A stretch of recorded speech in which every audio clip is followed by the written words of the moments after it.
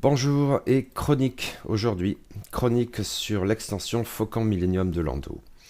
Oui, quelque chose comme un mois après en avoir parlé pour la première fois, c'est-à-dire à l'occasion de mon article Univers sur Lando Calrissian, voici donc ma tentative de chronique de l'extension Faucon Millenium de Lando. Tentative, disais-je, car il me faut préciser d'emblée que je suis plutôt un joueur impérial et premier ordre, ce qui ne vous aura pas échappé si vous avez un chouïa à fréquenter le blog Interlope et la chaîne YouTube qui va avec. Et je n'ai pour l'heure jamais joué ce vaisseau, et je ne l'ai que rarement affronté, 2 ou 3 fois à vue de nez. Il est donc assez probable que je zappe des trucs ici ou là, notamment au regard des associations possibles de ce vaisseau, ou des cartes d'amélioration apparaissant dans cette boîte au sein de la faction des racailles et scélérats. Du coup, si vous voyez de tels impairs, de telles lacunes, n'hésitez pas à me les signaler, ça m'intéresse. Reste que cette chronique me titillait depuis quelque temps, parce qu'elle vient compléter mon article autour de Lando, ce qui me dispense de m'étaler ici sur le lore, rappelant simplement que ce nouveau Faucon Millenium est en fait le plus ancien, lié au film Solo, qui se situe bien avant l'épisode 4, parce qu'il s'agissait de la première extension totalement inédite de la V2 de X-Wing, dès la vague 1, et parce que tout ça, vaisseau et amélioration, m'a l'air fort intéressant, même s'il semblerait que pour l'heure le Faucon Millenium de Lando n'a pas exactement bouleversé le méta. Cela m'amènera à revenir sur la comparaison entre les 3 avatars du cargo léger YT-1300 dans le jeu, sujet que j'avais abordé un peu trop légèrement en traitant du kit de conversion pour la résistance. Or, depuis, il y a eu des changements objectifs de taille avec la mise à jour des points d'escadron, en même temps que ma perception toute subjective de tout cela évoluait. Commençons comme d'hab par la figurine. Ce premier gros socle de la V2 est très séduisant, et peut-être surtout c'est un Faucon Millenium qui a vraiment de la personnalité, en se distinguant radicalement de ses avatars antérieurs au sein de l'Alliance Rebelle et de la Résistance. Ne serait-ce déjà que parce que cette version première jeunesse du Faucon Millenium donne l'image d'un vaisseau propre, ce qui d'ailleurs le distingue pas mal de, à peu près tous les vaisseaux des racailles et scélérats. Et pourtant, je suppose que c'est pertinent, outre que cela colle parfaitement à ce que l'on voit du vaisseau dans le film Solo, ou depuis dans la mini-série Lando qui tout double. Je suppose en fait qu'on peut y voir un signe de l'entretien maniaque de ce Faucon Millenium par son propriétaire originel Lando Calrissian, là où les états ultérieurs du vaisseau jouent davantage de la carte du tas de ferraille, même le plus rapide de la galaxie, qui a beaucoup vécu avec Han Solo aux commandes. Ce qui a son impact sur le code couleur, disons, du vaisseau. Là où les 2 autres avatars du YT-1300 sont grisâtres, sous les couches de crasse, avec cependant ça et là quelques vagues traits de couleur, rouge essentiellement, ou bien jaunâtre ou brunâtre, le Faucon Millenium de Lando tire bien davantage sur le blanc, et les quelques touches de couleur qui démaillent malgré tout sont systématiquement bleues et propres, même si de plusieurs teintes différentes. Je trouve que c'est un très joli boulot de peinture de la part de FFG qui me paraît globalement s'appliquer un chouïa plus à cet égard en V2 qu'en V1, même si le travail accompli en V1 était déjà plus qu'appréciable. En tout cas, ce Faucon a indéniablement de la personnalité, et même, disons-le, de la classe. Hey, c'est celui de Lando. À l'arrière, on peut relever que, contrairement à ce qui s'était produit pour le Faucon de la Résistance, le bleu clair pour les flammes des réacteurs a été abandonné, ce qui renvoie au Faucon rebelle, et ça n'est pas plus mal. Au regard de la sculpture, on peut aussi noter une différence pour les 3 vaisseaux, l'antenne radar est différente dans chaque faction. Maintenant, s'il est une différence majeure en termes de sculpture, elle est ailleurs, et c'est la présence, comme dans le film Solo, d'un vaisseau de secours à l'avant. En fait, cela participe à conférer au Faucon de Lando une personnalité singulière par rapport à ses 2 états postérieurs. Cela fait aussi du YT-1300 Rakai, à vue de nez, peut-être la plus grosse figurine du jeu hors vaisseau épique. Le VCX 100 est probablement plus massif, d'où sa fixation particulière, mais le YT-1300 Rakai est plus long en tout cas. Encore que ça se joue à pas grand chose par rapport au YV666, je suppose.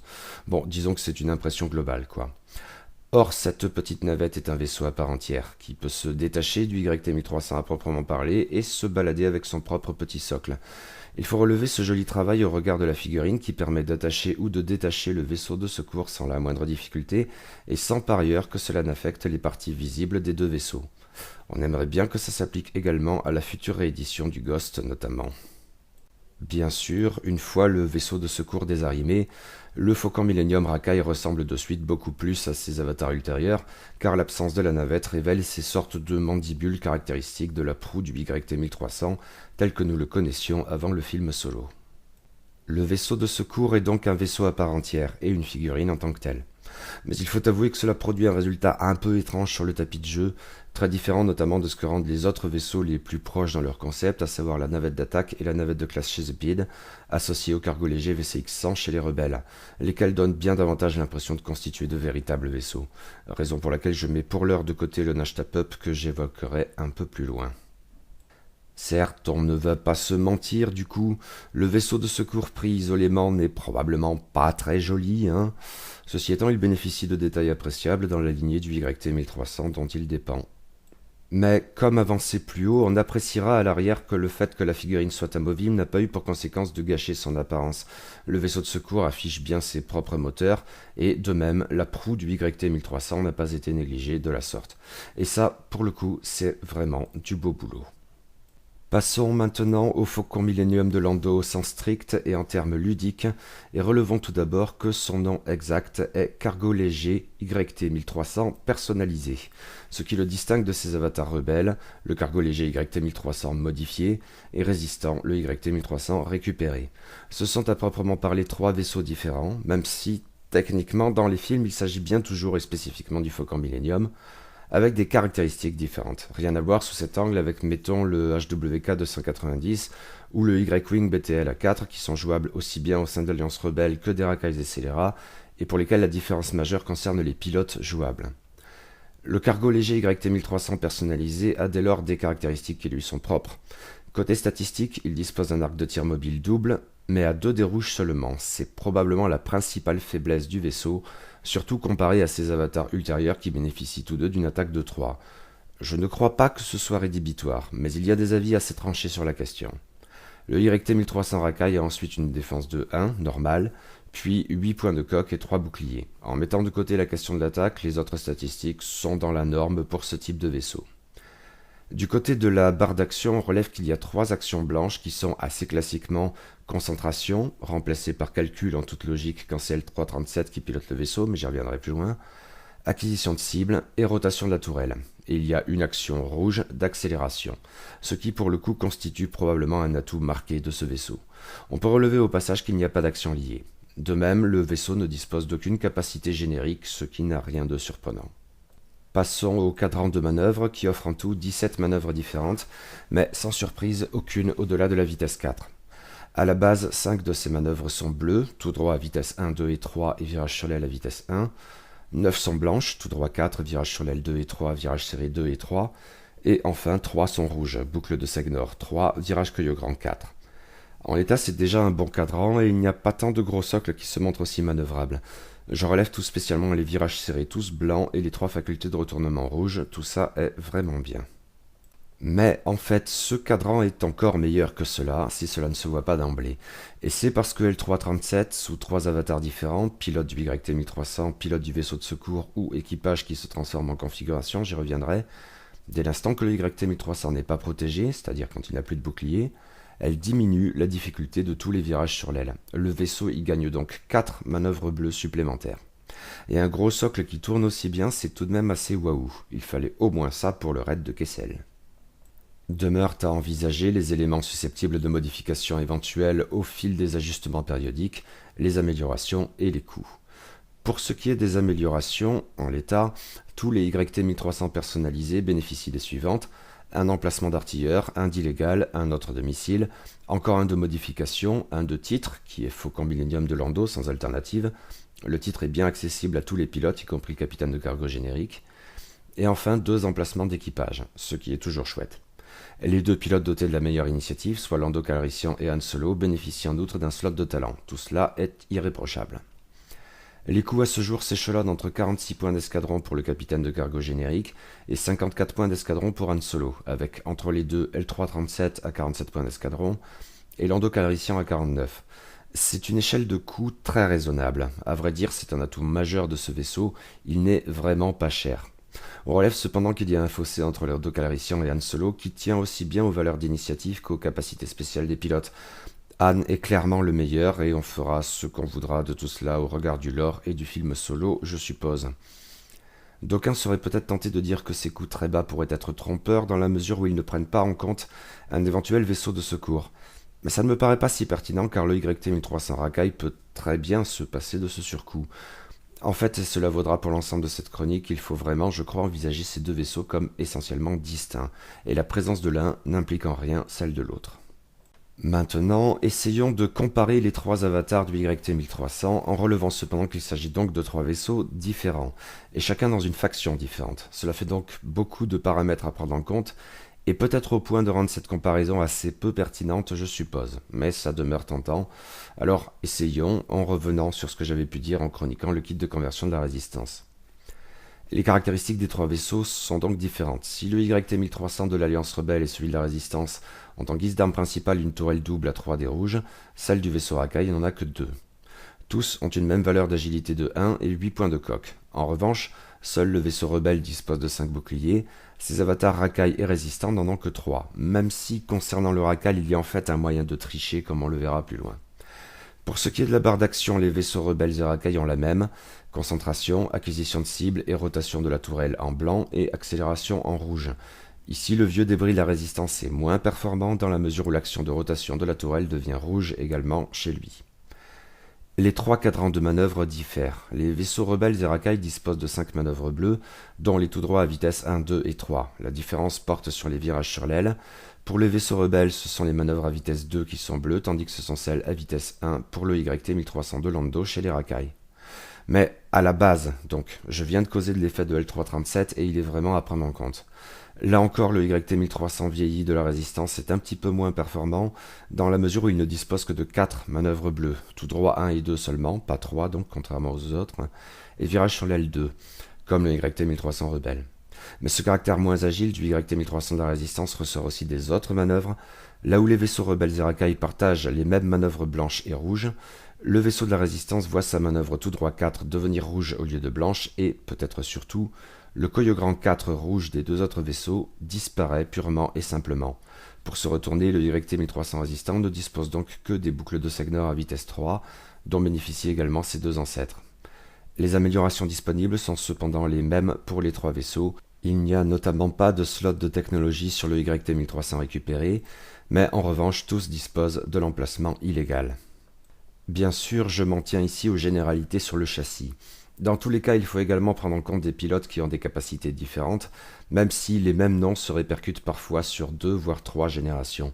Et il en va de même pour les différents avatars du titre de Faucon Millenium, en relevant notamment que dans le cas du Faucon de Lando chez les Rakai, il permet, entre autres, j'y reviendrai, d'associer au YT-1300 un vaisseau de secours, option dont ne disposent pas les deux autres. Mais en laissant plus ou moins ça de côté, les coûts varient de toute façon notablement. Le moins cher est de loin le vaisseau Rakai, sans doute en raison de ces 2 dés rouges seulement. Les prix chez les Rakai s'étagent entre 46 et 54 points d'escadron seulement. Le plus cher de ces 3 avatars du YT-1300 demeure, mais de très peu, celui des rebelles, ce qui paraît assez logique puisque c'est l'état optimal du Faucon Millenium. Cela dit, les coûts ont été drastiquement baissés lors de la mise à jour de janvier, le concernant, là où ceux des YT-1300 Rakai et Résistants n'ont pas changé d'un iota. Là où ils s'échelonnaient auparavant entre 78 et 92 points d'escadron, ces nouveaux coûts vont désormais de 69 à 82. Or, le vaisseau de la Résistance a des coûts allant de 68 à 80 points d'escadron, écart vraiment minime par rapport au vaisseau rebelle. Même s'il faut relever que ce dernier coût s'applique à un utilisateur de la force, à savoir Rey, ce qui gonfle tout naturellement les chiffres. Si, pour les besoins de la comparaison, on met temporairement Rey de côté, les coûts pour la Résistance s'échelonnent en fait entre 68 et 76 points d'escadron. Reste que la différence globale des coûts entre les avatars rebelles et résistants du vaisseau a été considérablement amoindrie. Et c'est bien pourquoi je ne peux plus aujourd'hui tenir le même discours que lors de ma chronique un peu trop hâtive du kit de conversion de la Résistance. À l'époque, je supposais que, malgré un certain nombre de difficultés, car le YT-1300 Résistant est le moins performant de ces vaisseaux à bien des égards, l'attaque acceptée, concernant cette dernière, ce sont bien les Rakai et Scélera qui sont en retrait. Le Faucon de la Résistance, donc, je le voyais comme étant toute chose égale par ailleurs, peut-être celui qui s'en sortait le mieux. Mon point de vue sur la question a évolué, c'est peu dire. La radicale diminution des coûts pour le YT-1300 Rebelle lui assure haut la main la première place. L'ajustement a considérablement bénéficié aux rebelles, pas seulement pour ce vaisseau d'ailleurs, et si le YT-1300 Rakai n'en a pas été affecté, avec son approche très particulière qui lui conserve tout son intérêt toute chose égale par ailleurs, comparativement la Résistance a souffert. J'aurais bien envie dans l'absolu de faire comme dans l'école des fans et de donner la meilleure note à tout le monde, mais sans conviction. Le YT-1300 Rebelle domine probablement, Celui des racailles demeure intéressant, mais le Faucon de rail est probablement un bon cran en dessous en définitive. Bon, bien sûr, maintenant que j'ai dit ça, je ne doute pas le moins du monde que le YT 1300 résistant va pulvériser le méta et gagner haut la main tous les tournois, ça me paraît inévitable. Mais il y a donc un autre vaisseau à part entière dans cette extension, et c'est le vaisseau de secours. Il mérite d'être analysé dans les mêmes termes que le cargo léger YT 1300 personnalisé. Commençons par les statistiques, et là ça ira vite, 2 partout. Comme le chasseur de tête Z95 à F4 en fait, même si les deux vaisseaux ne jouent probablement pas du tout dans le même créneau. La barre d'action du vaisseau de secours est sobre mais intéressante dans son registre. Il y a 2 actions blanches qui sont concentration, remplacées par calcul, dans 2 cas j'y reviendrai en examinant les pilotes, et tonneau. Et il y a aussi une action rouge de coordination. Et ça, c'est vraiment bien. Cette option de coordination à bas coût est sans véritable équivalent dans l'ensemble de la V2 de X-Wing, et le vaisseau de secours disposant en principe, il y a une exception, d'un emplacement d'équipage, il suffit d'y coller un officier tactique à 2 points d'escadron pour rendre cette coordination blanche. Il semblerait que pour le coup le méta apprécie. Le vaisseau de secours dispose d'une capacité générique appelée copilote, mais il y a en fait une exception, sauf erreur une première dans X-Wing, sur laquelle je reviendrai en examinant les pilotes. Partons donc du principe que la capacité générique est bien celle-ci. Dès lors, tant que le vaisseau de secours est arrimé au cargo léger YT 1300 personnalisé, ce qui implique de recourir au titre Faucon Millennium de Lando, le vaisseau porteur bénéficie de la capacité spéciale du pilote du vaisseau de secours en plus de la sienne, ce qui permet de faire des combos très rigolotes. Examinons maintenant le cadran de manœuvre du vaisseau de secours, qui est forcément un peu désastreux. On parle d'une petite navette de sauvetage, là, pas d'un chasseur hyper agile. A donc 13 manœuvres en tout, aucune au-delà de la vitesse 3. 4 seulement de ces manœuvres sont bleues, à la base, à savoir tout droit 1 et 2 et virage sur l'aile 1. Nous avons ensuite 5 manœuvres blanches, tout droit 3 et virage sur l'aile 2 et 3. Tout le reste est rouge. Stop, que le vaisseau de secours en bénéficie me paraît plutôt chouette. Virage serré 2, et non, cette navette ne dispose d'aucun autre virage serré. Et virage cueille grand 3, et que cette navette dispose d'une manœuvre de retournement n'avait rien d'évident. Bon, c'est assez pourri, le vaisseau de secours vole comme un sabot, mais c'était dans l'ordre des choses. Cela dit, il faut là encore prendre en compte L337 qui, dans les mêmes conditions que vues précédemment, peut rendre bleu les manœuvres de virage sur l'aile à vitesse 2 et 3.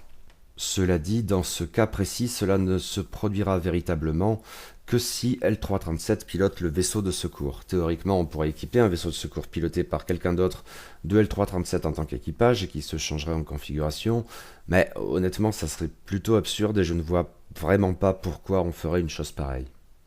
Et on en arrive aux éléments plus fluctuants susceptibles d'être affectés par les mises à jour périodiques. Commençons par les améliorations, à une exception près, le drone automatique, j'y arrive. Tous les vaisseaux de secours disposent des mêmes 3 emplacements, équipage, modification et talent. La présence de ce dernier n'avait rien d'évident, c'est plutôt appréciable, mais je tends à croire que l'atout majeur du vaisseau de secours ici est dans son slot d'équipage. J'ai déjà envisagé la possibilité d'un officier tactique pour le coup. Pour le reste, on n'a pas vraiment envie de charger la barque à vue de nez. Le vaisseau de secours est un petit vaisseau fragile et qui ne va certainement pas faire des merveilles d'arc dodging après tout. Concernant les coûts, il y a un elephant in the room. Le moins cher de ces vaisseaux, le drone automatique, coûte 12 points d'escadron seulement. Mais c'est un cas très particulier. Je préfère ne pas en dire davantage ici, j'y reviendrai en examinant les pilotes du vaisseau de secours. Tenons-nous-en pour l'heure aux 3 vrais pilotes. Leur coût s'échelonne donc entre 26, L337, et 29 points d'escadron, Lando Calrissian, avec entre les deux un colon de la bordure extérieure à 28 points d'escadron. C'est certes un peu plus cher que les autres vaisseaux à très bas coût du jeu, qui sont généralement des chasseurs, mais cela reste raisonnable au regard des utilisations possibles du vaisseau de secours et de ses emplacements d'amélioration. Là encore, je crois que la coordination, éventuellement facilitée par un officier tactique, est un atout marqué qui justifie cette échelle de coût, de même que les facultés d'arrimage et de désarrimage en prenant en compte la capacité générique copilote. Mais il faut donc retenir de tout cela que, aussi étonnant que cela puisse tout d'abord paraître, oui, le vaisseau de secours est bel et bien un vaisseau à part entière. Et il peut tout à fait être aligné sans être associé à un YT 1300. En fait, le méta semble déjà en avoir témoigné. Oui, ce petit machin qui vole comme une brique peut faire des trucs assez rigolos. Je veux dire des trucs plausibles, car il faudra envisager une option relativement peu plausible. Mais d'abord, passons aux pilotes, et tout d'abord à ceux du cargo léger YT 1300 personnalisé. Ils sont classiquement au nombre de 4 dont un seul générique. Commençons par celui-ci, le capitaine de cargo, qui a une initiative de 1 seulement et n'a pas d'emplacement de talent. À l'heure actuelle, il coûte 46 points d'escadron seulement, ce qui est assez dérisoire pour un vaisseau disposant tout de même de 11 points de vie, en additionnant coque et bouclier. Cela dit, je ne suis pas très convaincu à vue de nez par cette option, même répétée à plusieurs reprises. Cela pourrait certes constituer une liste bourrée de sacs à PV, mais honnêtement, ça ne serait probablement pas très amusant, et demeure le problème que ce vaisseau ne dispose que de 2 dés rouges. Bien évidemment, maintenant que j'ai dit cela, le méta va me contredire et on va voir plein de listes associant 4 capitaines de cargo, c'est obligé. Les pilotes nommés me paraissent tout de même bien plus intéressants. Cela dit, pas forcément L337, qui a une initiative de 2 seulement, toujours pas d'emplacement de talent, et en tant que droïde, une action de calcul à la place de celle de concentration. À ce jour, elle coûte 47 points d'escadron. Elle dispose d'une capacité spéciale déjà détaillée plus haut. Si le YT-1300 n'est pas protégé, elle diminue la difficulté des manœuvres de virage serré, ce qui est cool. Seulement, je ne crois pas que ce soit un bon choix pour piloter le YT-1300 personnalisé. Son initiative basse est éventuellement un problème, outre l'absence de talent et une action de calcul moins efficiente qu'une action de concentration. À moins de trouver à faire mémuse avec des IG-2000, je suppose que c'est une option envisageable. Mais le vrai problème à mon sens, c'est que si L337 pilote le Faucon, alors elle ne peut pas piloter le vaisseau de secours ou intégrer l'équipage du cargo. Et la droïde révolutionnaire me paraît incomparablement plus pertinente sous ces 2 autres avatars. Mieux vaut probablement confier le YT-1300 à quelqu'un d'autre. À Lando Calrissian par exemple, ce qui serait assez logique au vu du nom même de l'extension, mais pas dit. Lando, en tant que pilote du cargo léger YT-1300 personnalisé, a une initiative de 4 et un emplacement de talent. Il coûte à ce jour 49 points d'escadron. Sa capacité spéciale est plutôt pas mal, je suppose. Après avoir lancé des dés, sans autre précision, si Lando n'est pas stressé, il peut gagner un marqueur de stress pour relancer tous ses résultats vierges. C'est sympa et il y a probablement de quoi faire de la combo. Il y a tout de même un vague problème, peut-être, avec seulement 2 dés rouges de base et 1 dé vert. Eh bien, Lando n'a pas vraiment 36 000 dés à relancer. Et c'est bien pourquoi il ne sera véritablement efficace qu'à la condition de trouver des associations qui réagissent bien avec cette faculté spéciale. Mais pour cette raison, je ne suis pas certain que ce jeune Lando soit aussi efficace que le général Calrissian pilotant le YT-1300 Rebelle, qui est vraiment très très cool. Je suppose qu'il y a quelque chose à creuser, d'autant qu'il peut embarquer Han Solo en tant qu'artilleur. Car la principale alternative à Lando pour piloter ce vaisseau est, eh bien oui, Han Solo, qui coûte beaucoup plus cher. À poil, on passe de 49 à 54 points d'escadron tout de même, et pas pour un utilisateur de la force, ce qui justifie le plus souvent de tels fossés. Non, ici on fait plutôt comme pour Poe Dameron au sein de la Résistance, c'est seulement qu'on passe à un pilote d'un tout autre niveau, l'élite, autant le dire. Ce qui se traduit notamment par son initiative de 6, qui n'est pas son moindre atout. Il a bien sûr un emplacement de talent. Lui aussi une capacité spéciale bien cool, quand il défend ou effectue une attaque principale, si l'attaque est gênée par un obstacle, alors il peut lancer un dé supplémentaire. Parce que ça fonctionne aussi en défense, c'est mieux que tir habile. Mais rien n'empêche en outre de conférer à Han le dit talent. Bon, après il faut bien piloter le vaisseau pour profiter de cet atout, et quand on n'y parvient pas ça doit être sacrément frustrant, parole de joueur du premier ordre qui a voulu faire mumuse avec Blackout. Mais c'est une chouette capacité spéciale, et il y a moyen de faire de chouettes combos avec, notamment parce que l'extension Faucon Millennium de Lando, comme on le verra, comprend pas mal d'améliorations qui s'associent très bien à Han en tant que pilote du YT-1300 Rakai. Mais d'abord, voyons les pilotes du vaisseau de secours. Il y en a 4, mais dont un de très particulier, et par ailleurs aucun n'est un générique, même si les noms de 2 de ces pilotes pourraient laisser croire le contraire. Voilà, nous y arrivons, the elephant in the room, à savoir le drone automatique, qui est un pilote vaisseau unique en son genre, ce que traduit notamment son coût, 12 points d'escadron seulement. C'est presque 2 fois moins que le petit vaisseau pas cher de référence sur lequel on étalonne tout le reste, à savoir le pilote de l'académie aux commandes d'un chasseur taille LN, lequel coûte 23 points d'escadron, de même que le chasseur de tête Z95 AF4 Rebelle, qu'est le pilote de l'escadron bandit. Les autres vaisseaux les plus proches dans ce registre, chez les Rakai, coûtent au moins 1 point d'escadron supplémentaire, leur Z95 qu'est le pirate binaire ou le taille de la guilde minière de base. Alors, 12 points. Mais c'est qu'il s'agit d'un appareil vraiment à part, de même que le vaisseau le moins cher du jeu, qui s'avère être le Nashtapup Rakai, un Z95 aux conditions d'usage très restrictives, car il doit être associé obligatoirement à un cargo léger YV666 bénéficiant du titre Houndstooth, Et même alors, il ne peut pas se déployer normalement, il ne peut que faire un déploiement d'urgence, soit un déploiement automatique quand son vaisseau porteur est détruit.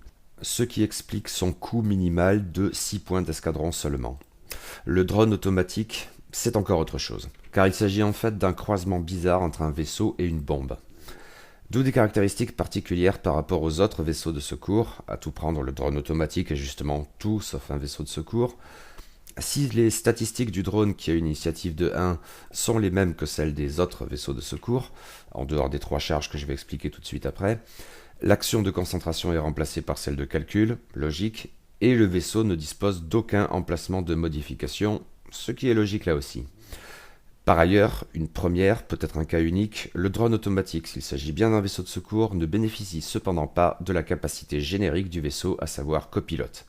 En lieu et place, il a sa propre capacité nommée, élégamment intitulée « cellules énergétiques bidouillées ». Pendant la phase système, si le drone n'est pas arrimé, il perd une charge, il en a donc 3. À la fin de la phase d'activation, il est détruit s'il n'a plus de charge, mais avant de retirer la figurine, chaque vaisseau à portée 0-1 subit un dégât critique. Oui, c'est donc une sorte de bombe bizarre et en même temps une sorte de kamikaze. Le drone est un vaisseau qui accomplit une attaque suicide. Le problème, c'est que l'explosion ne se produit que 3 tours après le largage. Et il est pour le coup très improbable que votre adversaire, à moins d'être complètement acculé, permette à votre drone de détonner en un endroit où cela lui nuira. C'est long, 3 tours. Et en fait, il faut ici prendre en compte que le drone, pour le coup, peut aussi nuire à celui qui le déploie. Et pour ça, je vous renvoie à la partie que j'avais livrée contre Aldenauer dans mon article éventré. Peut-être y aurait-il moyen de rendre l'attaque suicide plus fiable en contournant la condition du délai de 3 tours. C'est une question que se posait le dit camarade Aldenauer d'ailleurs. On pourrait imaginer que le drone commence la partie sans être arrimé, ou soit déployé dès le premier tour, navigue ainsi pendant 2 tours, s'arrime au faucon, puis soit largué plus tard, de sorte qu'il explose avec seulement un tour de délai. C'est peut-être envisageable, mais ça me paraît bien tordu et je n'y crois pas trop. D'autant que cette tactique aurait aussi pour effet d'amoindrir, voire d'annuler, ce qui est peut-être en définitive le meilleur atout que puisse procurer le drone. Pendant 3 tours de jeu critique, il procure à qui le déploie autant d'attaques supplémentaires. À 2 dés rouges seulement, certes, mais c'est probablement bien plus fiable que l'explosion tardive du drone. Bon, de manière générale, je ne suis pas très convaincu. C'est une mécanique très amusante et innovante à vue de nez, mais dont je doute de la réelle efficacité. Peut-être cela dit, y a-t-il quelque chose à en tirer, et je vais laisser des joueurs autrement habiles que moi-même expérimenter la chose, on ne sait jamais. Mais le drone automatique est vraiment un cas à part. Restent 3 pilotes de vaisseaux de secours autrement classiques, qui ont des emplacements d'amélioration ainsi que détaillés plus haut et qui bénéficient de la capacité générique copilote. Rappelons-la pour la forme, tant que le vaisseau de secours est arrimé, le pilote du Faucon Millennium bénéficie de la capacité spéciale du pilote du vaisseau de secours en plus de la sienne, ce qui est très cool et permet des combos très rigolotes. Notamment supposais-je avec le premier et le moins onéreux de ces pilotes qui est donc L337. La droïde militante a une initiative de 2 et une action de calcul au lieu de celle de concentration qui est normalement de mise. Elle coûte à ce jour 26 points d'escadron seulement. J'ai déjà évoqué sa capacité spéciale à plusieurs reprises. De même que Lando, L337 garde la même capacité de pilote qu'elle soit aux commandes du YT-1300 ou du vaisseau de secours. À la différence de Lando, elle peut aussi avoir un effet du même ordre via sa carte d'équipage configuration. Si son vaisseau, ou donc le Faucon si elle y est arrimée, n'est pas protégé, alors elle diminue la difficulté des manœuvres de virage sur l'aile, ce qui est très chouette et justifie franchement, via le statut de copilote, d'embarquer L337 à bord de la navette, arrimé à un YT-1300 piloté quant à lui par Lando ou par Han. Une question se pose à ce propos, mais dont je suppose qu'il vaudra mieux l'envisager en traitant du titre Faucon Millennium de Lando un peu plus loin. Mais L337 peut aussi se montrer intéressante indépendamment, du fait notamment de sa coordination. Je vous renvoie à ce que j'en disais plus haut. Un choix intéressant pour un coût assez dérisoire. Le troisième pilote du vaisseau de secours est le colon de la bordure extérieure. En dépit de son nom qui sonne très générique, c'est un pilote limité, de même que le drone automatique. Mais il s'agit cette fois d'un humain et donc avec l'action de concentration. Le colon a une initiative de 3 et coûte à ce jour 28 points d'escadron. Sa capacité spéciale fait que les vaisseaux alliés à portée 0-1 peuvent effectuer des attaques en étant à portée 0 d'un obstacle. Ce qui peut être pas mal. À vue de nez, je suppose qu'il s'associerait bien à Han Solo en tant que pilote du YT-1300, probablement en y étant arrimé. Ils font ensemble partie de ces racailles qui aiment bien faire des trucs bizarres avec les obstacles. Il y en a d'autres dans cette extension d'ailleurs, les équipages Kira et Tobias Beckett, et je suppose que le truc est alors d'éviter les redondances sans même parler des contradictions. Je doute que cette faculté spéciale soit très utile indépendamment, mais le vaisseau de secours peut toujours coordonner ce genre de choses. Ce ne serait certainement pas mon premier choix pour un vaisseau de secours valant pour lui-même, mais avec Anne peut-être. Cela dit, à titre personnel, je préfère largement les deux autres pilotes que sont L337 et Lando Calrissian. Ah ben justement, Lando Calrissian en tant que pilote du vaisseau de secours. Il a une initiative de 4, la plus élevée sur ce châssis, donc et coûte à ce jour 29 points d'escadron. Comme L337, Lando conserve la même capacité spéciale qu'il pilote le YT-1300 ou le vaisseau de secours, à savoir que, après avoir lancé des dés, s'il n'est pas stressé, il peut gagner un marqueur de stress pour relancer tous ses résultats vierges, ce qui est pas mal, mais avec les réserves envisagées plus haut. Mais de manière générale, c'est surtout bien, je suppose, si Lando est arrimé au Faucon, probablement piloté par Anne dès lors. L'association des deux via le statut de copilote peut produire des résultats assez impressionnants, ce qui, je suppose, est dans l'ordre des choses. Or, il faut maintenant envisager les améliorations figurant dans cette extension, et il y en a pas mal et d'assez intéressantes. 7 sont réservées aux racailles et scélérats et totalement inédites, l'une d'entre elles est dual d'une certaine manière. Il faut y ajouter 6 améliorations génériques, dont 2 sauf erreur ne figurent pour l'heure que dans cette extension.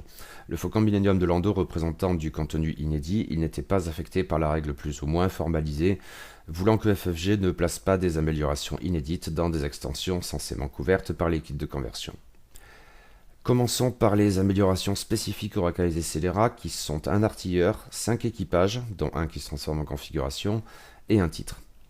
Dans l'ordre alphabétique des améliorations, commençons donc par l'artilleur, qui est Han Solo, lequel coûte 12 points d'escadron aujourd'hui, quand il n'en coûtait que 4 au départ. Sacrée mise à jour ici, parmi celles qui ont le plus affecté la faction des racailles et scélérats, lors de l'ajustement des points d'escadron en janvier. Et ça se comprend parce que c'est un excellent artilleur. Il permet, avant de s'engager, de faire une action de concentration rouge. En soi, c'est déjà très bien, mais en plus, ça se combine très bien avec d'autres améliorations ou des pilotes, parmi ceux qui figurent dans cette extension, comme l'équipage Chewbacca par exemple, mais aussi au-delà. Boba Fett dans son Firespray était semble-t-il un grand fan de l'artilleur Solo, et tant pis pour le lore, hein. Et donc, une augmentation drastique du coût. Il a littéralement été multiplié par 3 tout de même.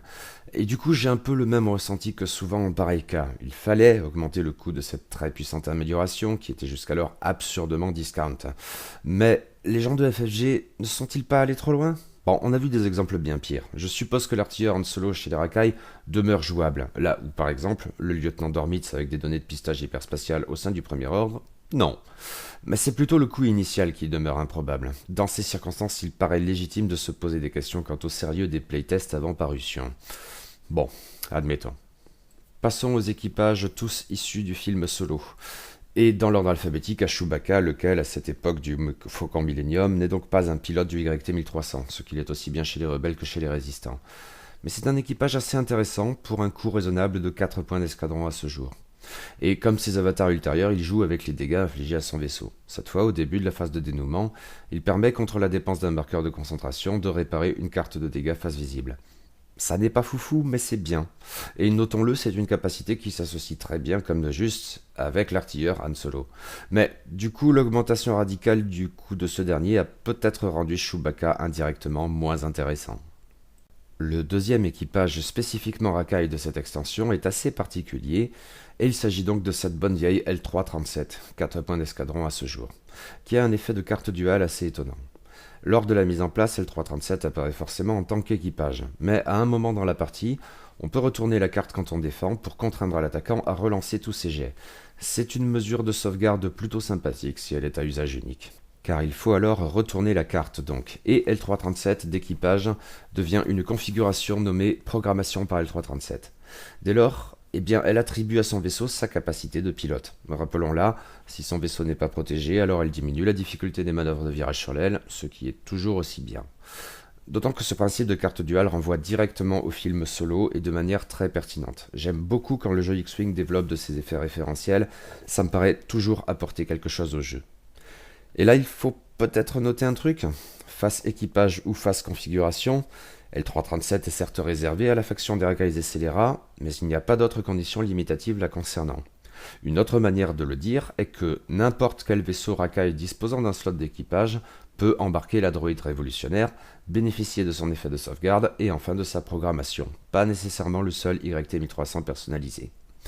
Je ne connais pas suffisamment bien la faction des racailles des scélérats pour savoir si ça serait pertinent sur un autre châssis, mais je suppose que c'est une possibilité qu'il faut garder en tête, parce que c'est une très chouette carte duale pour le coup. Passons maintenant à l'équipage Lando Calrissian, 8 points d'escadron à ce jour. Son effet diffère cette fois de celui de ses avatars pilotes, même s'il y a toujours un peu de ça dans l'esprit. Après avoir lancé des dés, sans autre précision là encore, l'équipage Lando peut dépenser un marqueur vert cette fois pour relancer jusqu'à 2 de ses résultats. Un clin d'œil pour le coup au goût du personnage pour le jeu et le pari, via notamment le sabak. J'avais causé de tout ça dans mon article sur les mini-séries Lando. Il faut sans doute relever que ce choix est probablement un peu plus aléatoire que celui offert par l'équipage Lando Calrissian Rebelle. La carte est peut-être un peu trop chère par ailleurs. C'est un effet potentiellement puissant, et qui là encore s'associait plutôt pas mal à l'artilleur Han Solo. Mais du coup, même cause, même conséquence. À vrai dire, la bonne association avec Han Solo est une constante de ses améliorations spécifiques à l'extension Faucon Millenium de Lando, ou presque, car pour les 2 équipages qui restent, c'est en fait avec Han Solo en tant que pilote qu'il y a des interactions intéressantes, via le jeu sur les obstacles. C'est tout d'abord le cas de Kira, qui ne coûte à ce jour que 2 points d'escadron. Tant que son vaisseau se déplace et effectue des attaques, il ignore les obstacles qu'il a verrouillés. Cela joue donc avec une option intéressante apparue avec la V2, mais qui ne connaît encore que des applications limitées, la possibilité de verrouiller des obstacles. Certes, cette amélioration implique de procéder en 2 temps. D'abord, on consacre ou sacrifie une action pour verrouiller un obstacle, et ensuite on y pose le vaisseau comme une fleur. Han Solo pilote appréciera tout particulièrement quand cela activera sa capacité spéciale. C'est donc un peu tordu, peut-être un peu coûteux en termes d'économie d'action, pas de points d'escadron, mais ça peut se montrer intéressant. À titre personnel, je ne suis pas forcément super fan de cet équipage, mais j'ai déjà croisé des listes qui tentaient l'expérience avec application et ont retiré des bénéfices. Outre que c'est une mécanique inventive et intéressante, à méditer donc. Un dernier équipage, pour un même coup à ce jour de 2 points d'escadron, joue avec les obstacles d'une manière qui peut aider Han Solo en tant que pilote, mais aussi à vrai dire bien d'autres vaisseaux, pilotes ou améliorations racailles. Il s'agit de Tobias Beckett. Son effet se produit durant la mise en place. Après avoir placé les forces, on peut choisir un obstacle sur le tapis de jeu, et hop, le placer ailleurs, n'importe où. Tant que c'est sur la zone de jeu, au-delà de la portée 2 de tout bord ou vaisseau, et au-delà de la portée 1 de tout autre obstacle. Et ça peut avoir des conséquences cruciales pour plein de listes différentes et plein de raisons différentes, qu'on veuille profiter de ces obstacles ou dégager le passage. Je l'ai croisé ça et là, ce bon vieux Tobias, et il y a moyen d'en tirer des effets très créatifs sans verrouiller le jeu pour autant. J'aime beaucoup. Reste une dernière amélioration spécifiquement racaille à évoquer, et qui est cette fois comme de juste réservée au cargo léger YT 1300 personnalisé. Il s'agit bien sûr du titre Faucon Millenium de Lando, 6 points d'escadron à ce jour. Et ce titre a en fait 3 effets. Le premier est tout simple, il permet à un vaisseau de secours de s'arrimer au Faucon. Deuxième effet, lié, tant qu'un vaisseau de secours est arrimé au YT 1300, alors ce dernier peut dépenser ses boucliers comme s'ils étaient sur sa propre carte de vaisseau. Dans l'absolu, cela revient donc à conférer 2 boucliers supplémentaires au Faucon, tant que le vaisseau de secours est arrimé. En fait, cela lui confère d'une certaine manière, en trichant un peu, le même nombre de boucliers que son avatar de l'Alliance Rebelle, et donc plus que celui de la Résistance, ce qui est bien. Mais là, il y a un point de règle dont je ne suis pas certain. Il concerne L337 sous ses divers avatars. À chaque fois, il est précisé que l'effet de la droïde revendicative sur la difficulté des manœuvres implique que son vaisseau n'est pas protégé. Autrement dit qu'il n'a plus de bouclier. Et je me demande comment cela fonctionne avec cette capacité dérivée du titre Faucon Millenium de Lando. Quand doit-on considérer que le YT 1300 n'est plus protégé? S'il a perdu ses 3 propres boucliers, je suppose. Mais dans ce cas, il pourrait donc rester malgré tout au vaisseau les 2 boucliers de la navette. Il pourrait être d'une certaine manière protégé quand ça l'arrange et pas protégé quand ça l'arrange. Je n'ai aucune idée de comment tout cela s'articule et ne sais pas si FFG a répondu de manière officielle à cette question. N'hésitez pas à éclairer ma lanterne si jamais. Mais le titre Faucon Millenium de Lando a un 3e effet qui n'a cette fois rien à voir avec la présence ou pas d'un vaisseau de secours arrimé. Tant que le Faucon effectue une attaque contre un vaisseau qui est stressé, alors il lance un dé d'attaque supplémentaire. Ce 3e dé rouge qui fait tant défaut au YT 1300 racaille. Certes, compter sur le stress ennemi n'est pas conseillé. Le joueur adverse risque de se méfier, ce qui est à vrai dire déjà un effet significatif, si pas foufifou. Il est tentant dès lors de chercher des associations visant à forcer le stress chez l'adversaire, et on a pu citer l'équipage triple zéro, qui fonctionne toujours aussi bien avec son comparse artilleur BT1, ou la pilote Asajj Ventress à bord de son appareil de poursuite de Class Lancer. Et je suppose que placer des nuages de débris, dont un éventuellement déplacé par Tobias Beckett, pourrait s'avérer payant, de même du coup que le fait de larguer une cargaison égarée. J'y reviendrai. Mais rien de tout cela n'offre pour l'heure de solide garantie que ce dernier effet du titre Faucon Millenium de Lando se réalisera assez souvent pour valoir le coup. C'est tout de même quelque chose à garder derrière l'oreille, je suppose. L'extension comprend encore 6 améliorations, toutes en un seul exemplaire, qui sont cette fois génériques. Penchons-nous d'abord sur les deux qui sont totalement inédites, et sauf erreur disponibles pour l'heure seulement dans l'extension Faucon Millenium de Lando. La première est un artilleur du nom de canonnier à droit, et qui vaut 8 points d'escadron à ce jour. Il en valait 10 quand l'extension est sortie, petite amélioration donc. L'effet est tout simple, pendant la phase de dénouement, on peut faire pivoter son arc de tir mobile. Il est assez étrange que cette carte ait été associée à cette extension uniquement. C'était pourtant la vague 1, et cette amélioration aurait tout naturellement trouvé à s'insérer dans la boîte de base ou les kits de conversion. D'autant que l'arc de tir mobile du YRT 1300 étant double, d'autres vaisseaux en profiteraient probablement davantage. C'est un effet intéressant, mais encore un peu trop cher, je crois. La seconde amélioration générique inédite est un talent, maîtrise de soi, qui coûte aujourd'hui un seul point d'escadron contre 2 à sa sortie. Il n'est pas dit que cette diminution suffise à le rendre pertinent, car son effet n'intéressera en vérité que des joueurs débutants, le plus souvent. Si l'on a échoué à une action et que l'on n'a aucun marqueur vert, alors on peut faire une action de concentration, laquelle est nécessaire pour s'équiper du talent, ce qui prohibe quelques associations tordues, je suppose. On vous voyait venir, vicieux personnage. Mais même sans avoir à titre personnel le compas dans l'œil, et il y a toujours la possibilité à cet égard que je chie une acquisition de cible ou une coordination, les tonneaux ça va un peu mieux je crois, je doute que ce talent me soit vraiment utile. Alors, pour les ceux nombreux qui jouent bien mieux que moi, il y a à peu près toujours de bien meilleurs talents à envisager pour un coût pas forcément beaucoup plus élevé. Mais comme pour le canonnier à droit, et d'autant plus qu'il y a ce côté carte plutôt destiné aux joueurs débutants, on peut s'étonner et regretter que cette amélioration ne figure pas dans la boîte de base, mais seulement dans cette extension. Laquelle comprend 4 autres améliorations génériques, mais cette fois pas inédites. Côté équipage, nous avons un navigateur chevronné, 5 points d'escadron à ce jour.